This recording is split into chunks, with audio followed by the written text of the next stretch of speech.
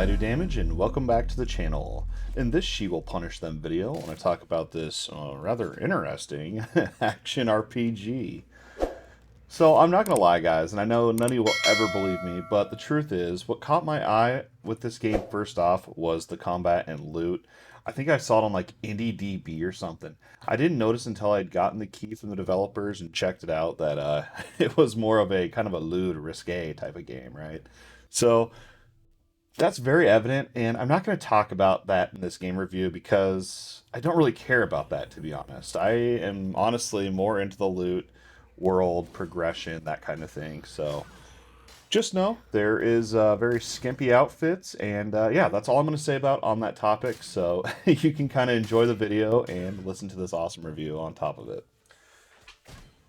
First things first, let's talk about the gameplay and kind of the loop in the world, I guess. There's not really a world in this game. Basically, you have your castle, which is like your main city hub. You can customize it by buying and spending gold. You can also visit item vendors and buy armor and weapons, which we'll talk about here in a little bit as well. So from your castle, you can then go out to pick different missions. I think there's 13 different missions total that you can do. The mob and mob placement does seem to be randomized, and there are different biomes for each of them. I think the missions themselves are nothing really to write home about. They do look kind of the same, but as you go, you'll notice different things and some differences. But most of them, at least the beginning levels, were outside zones, and I was kind of ready for like a cave or like a dungeon type of thing. But anyway, while you're in the level, slashing your way through mobs, there's also going to be random vendors that you can encounter. There's going to be different shrines. I think there's 3 in the game, one for to give you more health, one to give you more mana, and one to increase gold drops. They're permanent and cannot be stacked, so if you find multiple of these buffs, it's just useless, and as long as you have the 3 up, you're good to go. Also, while you're doing these missions, it is a roguelike type of game. And so let's just kind of explain what that means and what it looks like.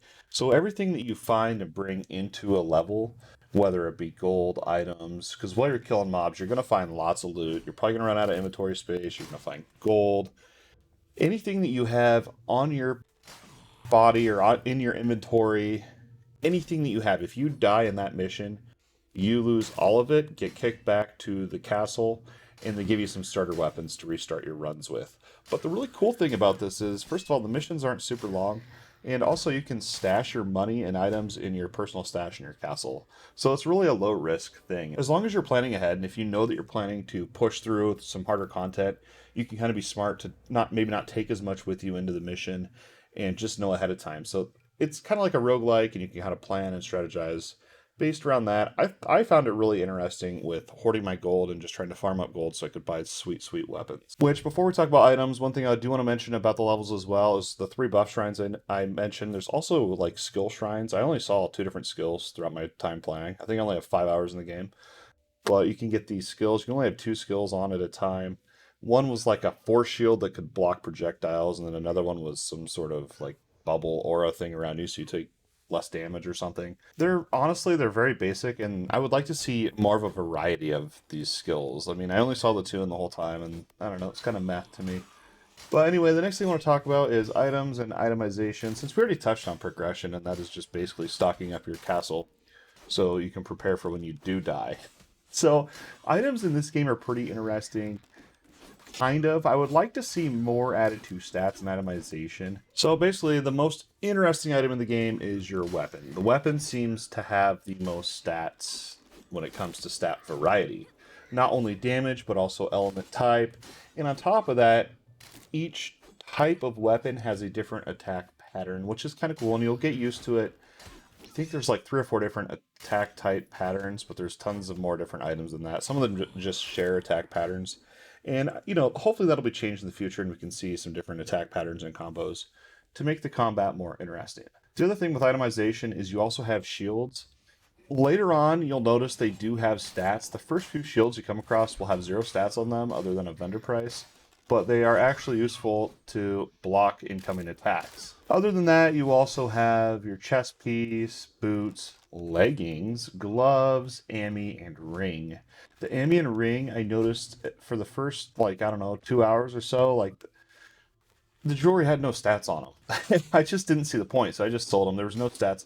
Later on, you'll find some that have like one defense, and like that's all the stats really are. There's no other true stats really in the game other than defense when it comes to armor. It's just defense. That's all it really is. Very, very basic, and I hope that they add more in the future, like crit chance, attack speed. I mean, there's so many different things that, we've all played RPGs and can think of many awesome stat options that would be sweet to see in the game. So that is going to be it for world progression items. Last but not least, let's go ahead and talk about combat. Combat is the number one thing I look for in every action RPG. It's just such an important thing. And I'm going to say She Will Punish Them has an okay combat. My number one complaint with the combat is when you want to dodge away or like maybe backpedal away from a mob, your character actually turns her entire body around instead of just walking backwards. So this makes blocking feel very, very strange and awkward at times. Other than that, the combat's pretty enjoyable as long as you don't get surrounded. But by playing smart and strategically, I think you'll be all right. Hacking and slashing through the mobs while listening to some music and chilling is just a good time on this game, honestly. The other thing when it comes to combat, and I kind of touched on it a little bit earlier, is the combat and kind of the combos that weapons can provide. There's certain weapons that just do a lot of damage, but their attack patterns just suck. I mean, they just do.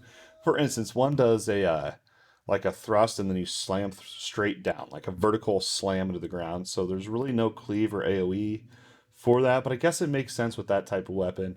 Other weapons have a really broad cleave AoE range that's really nice and fun to use. But overall, combat's fun. I enjoyed it. So, final thoughts. Do I think She Will Punish Them is worth the price tag of $15.99? She Will Punish Them is missing a lot of content, especially when it comes to itemization, character progression, and getting stronger through items and skills. I just feel like it's still early. It is an early access, so hopefully over time they'll improve and add more to the game in that sense. Building up your castle is cool, but a lot of it is just like things to look at, which, as I said at the beginning of the video, I just don't really care about. I'd rather save up the money to buy like health potions so I can survive through the levels. Which brings me to another point. Your health potions don't even stack. Like one potion takes up a whole inventory slot, so if you kind of think about that, it's a little bit limiting in that regard as well. But hey, it's early access. I think for $15.99, you could probably spend your money better elsewhere. But I definitely think this is a game to keep your eye on moving forward. Maybe wait for a sale, wait for a big update or something like that for there to be more to do in the game. But hey, if you like the roguelike and maybe you like the eye candy, I guess, that the game has to offer, you could probably spend easily 10 hours in the game, if not more. But anyway, that's going to be it for the She Will Punish Them review video. I hope that you guys enjoyed this content, and hopefully you got some good information out of this video if you want to spend your money on this game or not. I can't thank you guys enough for all the time you spend watching these videos. It means the world to me. Don't forget, if you like this video and all the other content on the channel, go ahead and like and subscribe. It means more to me than you know. As always, thanks for watching, and we'll see you next time.